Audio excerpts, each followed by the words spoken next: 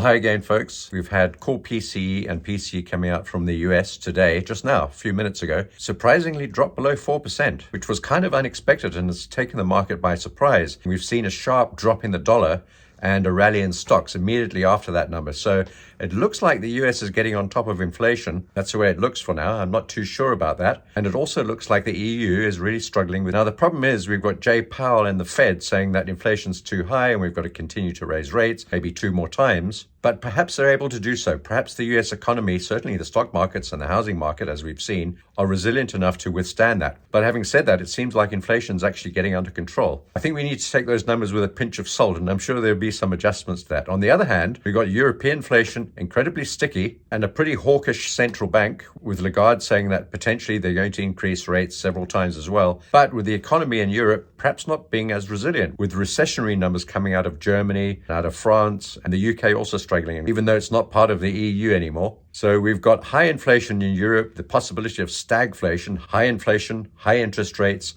a stagnating economy on the brink of recession. And in the US, we've got inflation coming down, but possibly with a more hawkish central bank, and also probably a better capacity to continue raising interest rates with a stronger economy, stock market, housing market, etc., etc. So we're really stuck between a rock and a hard place in terms of trading the major currencies and also the stock markets. Are we going to see a top in the stock markets? Are we going to see a top in the dollar or a top in the euro, the pound, the Japanese yen, the Swiss franc, etc., etc.? So really, really difficult. So let's have a look at the charts, and I'll try and wrap this up chop. We'll look at currencies, and we also look at gold, natural gas, oil, and perhaps the stock markets as well. I'll see you inside my machines. So let's start with natural gas for a change and have a look at the charts. So you know my position. I've put it in the last video, and I'll put a link to that video at the end of this one. But basically, I'm long from $2.65, 64.5.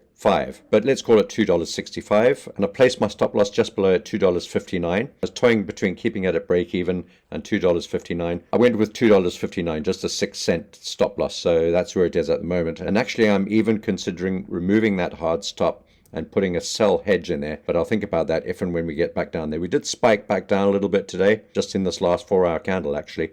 Just to dip down to $2.62 and back up again to $2.69. So looks quite constructive on the 4-hour chart, not so good on the day chart. Well, it wasn't looking too good on the day chart, but now that we've rallied back up again, we formed a higher low, and with a bit of luck today, we'll form a higher high, just getting above that $2.75 level. It would be great to see a higher high. If we just close more or less where we are at the moment without making a higher high, we'll have an inside daily candle, which is kind of a continuation candle, but it could be a reversal candle. It's a hesitation candle, really, so it won't tell us much. But on the 4-hour chart, it looks pretty good. You can see as I'm recording this, it's just trying to force its way back up again. And whenever you see a big wick on the 4-hour chart or the daily chart, it's always indicative of some buying strength and pressure underneath, which is good news. You can see if we look back at previous wick lows or spike lows on the 4-hour chart, like there and there, it's normally indicative that there's pretty good support when you see that really strong wick low buying pressure coming in underneath at support levels. And we are at a support level right now. This $2.65 is a pretty important level. It's not the most important level. I think if we got down to $2.45, that would be more interesting. But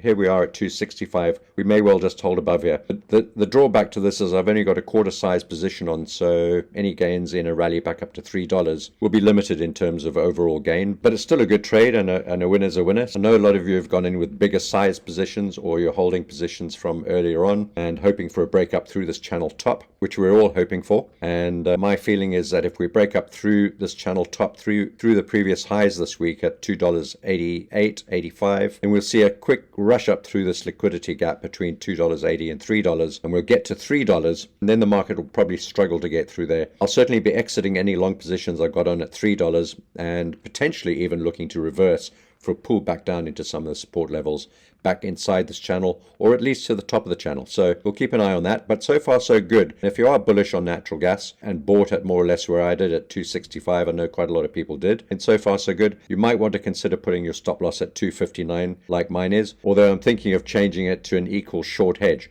My plan is if I do get hedged short at $2.59, then I'll look to add the other 25% long on at $2.50 or $2.45, somewhere in this pink zone.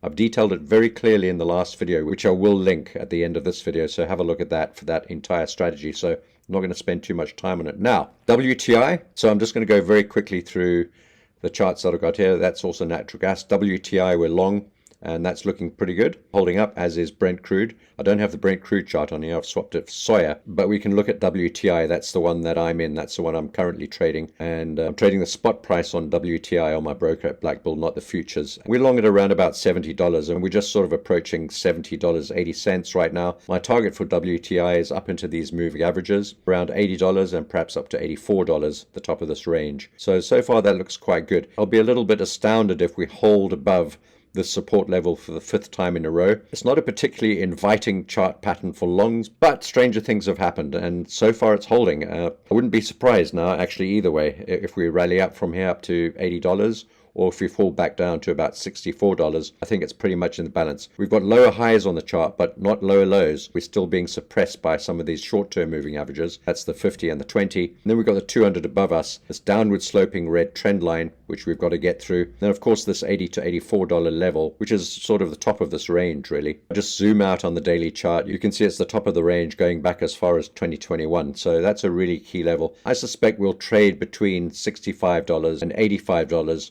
for quite a period of time before this market decides which way it wants to go. And probably the risk is towards the upside when you look at global reports on supply and demand and general investor sentiment and what some of the big investment institutions think about this as well. So I think we can get up to the 200-day moving average at least. That's about $77, probably up to this downward trend line. That would take us up to about $80. And with a bit of luck up to about $83, $84. So somewhere around there on WTI, similar sort of pattern you'll see on Brent crude. So that's the two energy plays. I've got soybeans on here. We missed a trick on soybeans. For those of you who are trading it short, well done. I know a few people were. We've been selling it at the top here time and time again over many months now.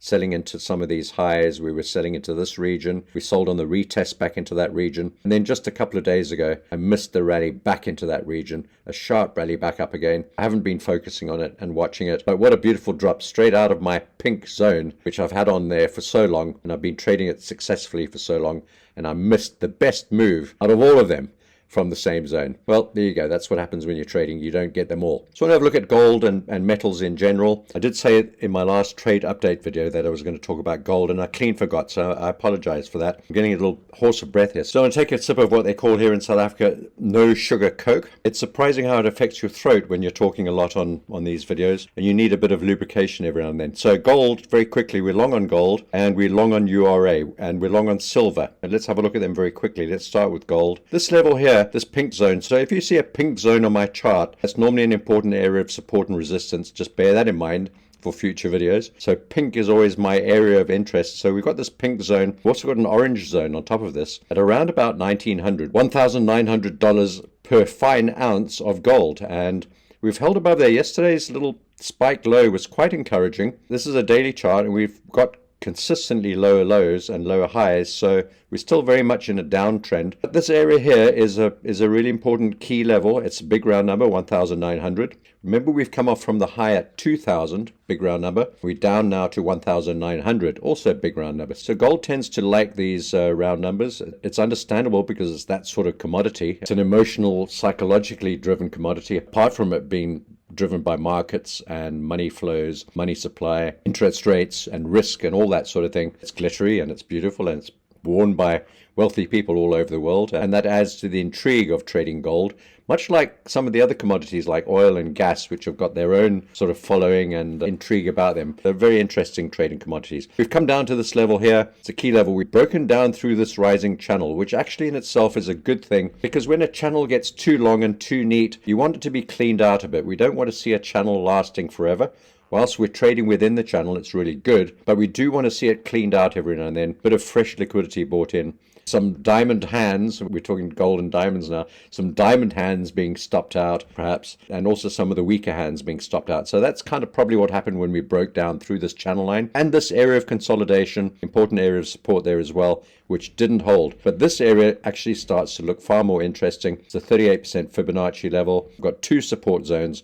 Apart from being 38% fib, I've got this yellow which becomes orange on top of a pink zone, which is a key support level. And if I zoom out on my chart, you can see why. This level here has been very, very important and crucial for a long period of time. We've just touched the top of that. Now we could get into the center or the bottom of this yellow zone, which would take us down to about 1880. And then below that, we've got the 50% fib at 1840. And we've even got this low here at the channel bottom at around 18.20. So those are quite a long way below us. And if this is truly a bullish market, we should hold above the 38 or 50% retracement levels. And we're at the 38 right now. So we need to allow for a move down to the 50% at 18.44. But with a bit of luck, we won't get out of this yellow zone, which is orange on top of pink. We'll move up from there. So we're long on gold. And so far, if you zoom really close in, and it's really just clutching at straws, I suppose, a little bit. But so far, this could turn into a beautiful potential reversal. Move back up into this consolidation zone above us at around about the 1950 level, and the underside of this now broken down channel line. And that's where we're going to find quite a lot of resistance getting back up through there. But if we do manage that, and we manage to get back into this channel line and hold above this old channel line, then that'll be a pretty good scenario for gold. So we're long on gold at current prices. Same sort of thing on silver. Basically, silver should follow suit. The thing with silver is that it's a sort of a semi-industrial metal, as we all know, and it's also considered an investment vehicle. So I don't know. Again, we've got this yellow zone on top of pink, which becomes orange down in this region, which we're just touching the top of right now. If we do manage to rally, you can see that line there, which we tried to bounce back up to a few days ago. We hit there and just fell straight back down again. So that level there at $23, $23.08 if you want to be precise, is a super important level. And we just actually touched that, fell back down to this level here where we are now. Not quite the 50% retracement yet, and we haven't reached this channel line bottom. So the channel on silver is different, or the trend line is different to that on gold. So there's potential for silver to move down into, let's say, 2150, 2180, or 22, which is where the 50% fib is, and this rising channel line, and the bottom of this yellow zone, which is the support zone. Once again, going back quite a long way on the charts there, that beautiful double bottom, and there kind of a double bottom as well. So this level here, this yellow zone between $22.30, where the price is now, and $21.50, the bottom of this yellow zone, a really key level for silver, and that would also take us down to this rising trend line. So we're long silver along with gold. I think if gold leads the way and shows silver the route to take, then silver should be fine. And this little bounce over the last few days is quite encouraging for silver. So let's see how they both go. We're long on both of them. Those are my positions. Then uranium. Uranium I really like, as you'll probably know by now. This is really more of a horizontal picture. I think there's great demand for uranium. The macroeconomic situation for uranium looks really good. We're at really good support. And again, we've got down to the 50% Fibonacci level. We've got down to the top side of this trend line that we broke out through, which is beautiful. That's what we want to see in an uptrend, a break of a downward trend line and a retracement back down to the top side of that trend line. And the fact that this coincides with a key support level, 50% retracement, we've got this confluence of different support levels all at the same time, same place, looks good for a buy. We're long on uranium, trading it through the URA symbol, electronically traded fund, ETF, URA. We're long on that one for now. Looking for a move back up to this downward trend line, this top one here, and then all the way up into $24, $25. And with a bit of luck, if we can get a real wiggle on, we'll get all the way up to about $28, $28.50, somewhere right at the top here. So that's URA. Now, let's have a look at stocks. We've just seen that PCE number coming out of the US, and as I said, that's probably bearish for the dollar and bullish for stocks. This is what we're seeing on stocks right now. In pre-market, Apple at $191.50. That's $2 above the closing price yesterday. Nvidia, $416.50. That's $8 and some change above the closing price yesterday. Look at NASDAQ, this rally in pre-market from yesterday, moving up quite sharply. And we got S&P index. I didn't think we'd retest this channel top on S&P, but now we've got a target, and actually I think we might get a really good opportunity on S&P to sell into that apex there, the rising channel line, which has now moved slightly higher after a few days ago, and this horizontal resistance line, which now meet at exactly the same price today, and that's at 4,470. I think I'm going to have a little go at selling S&P at that price today if we get the opposite of a free fall Friday and a to the moon Friday instead. That'll be a great place to try some shorts on the S&P. Now, I know there are a lot of people that think that this is going to be a melt-up economy, that we're going to see stock markets break up and create a new all-time high. There's a lot of bullish momentum. There's a lot of hype around AI and chips and all that sort of thing. Tesla to the moon is the latest call with all of their charging point access deals. We've got Baidu with their new ChatGPT equivalent in China, which seems to be more intelligent and more potent than the OpenAI ChatGPT. But if they can't get hold of the chip stocks, maybe Ernie will turn out to be impotent rather than more potent. Who knows? But there's a lot of hype in these markets, and a lot of people think that we're going to be breaking up to new all-time highs. We're not very far off on S&P anymore. If we do not manage to hold below 4,535, that's the 78.6% Fibonacci retracement, then there's every possibility that we will be seeing new all-time highs on S&P and probably NASDAQ as well. Having said all of that, we've got this channel line here. We've got this resistance level, this green line and this gray area, and pink again. It's always pink. Whenever you see a pink level, that's kind of a key level for me. There's the pink zone. And if we can get up and touch that or somewhere into that level, then I think it might be worth a go to short the S&P. I think if we get through that 786, we're probably heading up to a new all-time high. A lot depends on how resilient the US economy is going to be and how the Fed deals with that and treats interest rates, and whether they'll try and drive the stock market down. Because as the stock market rallies, it creates this feeling of economic optimism, feeling that all is good in the world, people continue to spend, you'll see consumer sentiment continue to rise, and spending continues to rise, as I said, and all of that adds to inflation. If they're really serious about driving inflation down, they're going to have to somehow stall this movement in the stock market and bring this sort of crazy optimism back down to earth. After having seen, a 32% rally in the NASDAQ this year, we could be approaching something similar in S&P. So the S&P is actually approaching new highs this year. NASDAQ's just a little shy of that after having run out of gas a little bit. This area here, another pink zone, is the selling zone. We started to look at selling NASDAQ the moment we touched that zone. It's possible, though, that we might have to get into that level. And you can see there's an important resistance level here going back into 2021. I put a Fibonacci retracement on here. It's difficult to see because it's hidden inside this pink resistance zone. But that little green area there, if I could just zoom in, be able to see it a bit better,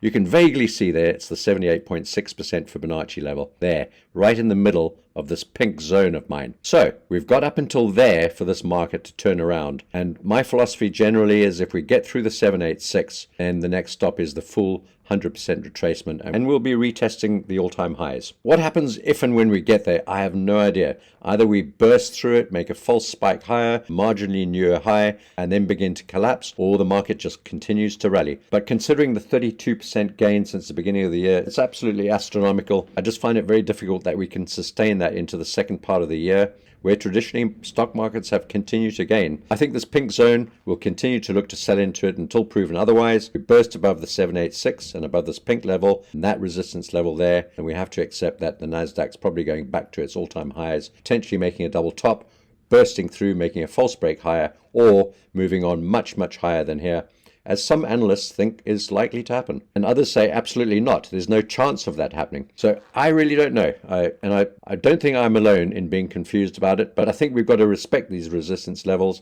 and we'll continue to sell into this pink zone, and we'll continue to look at this recent high as the potential top for now in the NASDAQ, and we're short on NASDAQ. So let's just have a look at currencies very quickly. I don't want to spend too much time on this because I'm hurting as much as anyone else from two fronts, really.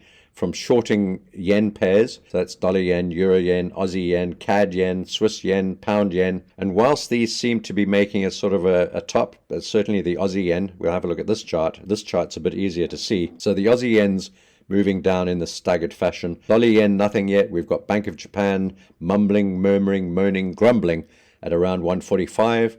Potential intervention from them, potential adjustment of the yield curve. Who knows? We may have to move higher, or we may suddenly collapse down below here. The last time we collapsed upon those sorts of interventions, the market moved down about 600 pips in a day and about 800 pips over a period of a week. So that's very possible to happen, and even likely to happen. I put a tweet up this morning about the commitment of traders' reports on yen positions, and major hedge funds and investment institutions are not adding to yen short positions, and they actually haven't gone as far on yen short positions as they did last year when we reached that 150 level. And also listening to some of the institutions on the information that they release, which you can't always trust. There are quite a lot of them starting to sell the yen pairs, in other words, buy the yen against various other currencies. We'll have to see how this works out. But dollar yen just finding 145, that's a kind of line in the sand, apparently, that the Bank of Japan has drawn. We've seen Aussie yen coming off. Euro yen has come off over the last couple of days, just rallying on this news from the US regarding PCE, with some strength coming to the euro and the pound.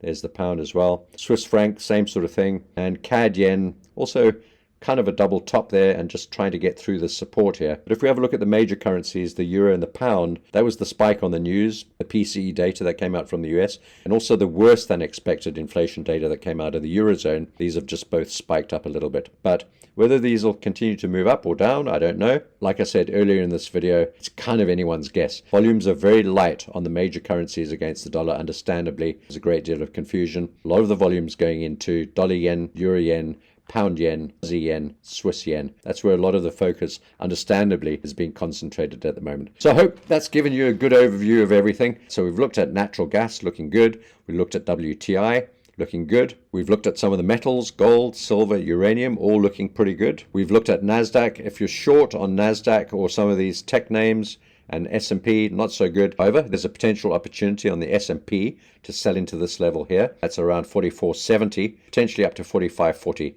So this gray zone, which actually is a pink zone on top of a green zone, that's the area to focus all of your attention on when it comes to stock market indices. Will the S&P spike up into this region, to the underside of this channel line, into this gray area between 44.70 or 80 and 45.50?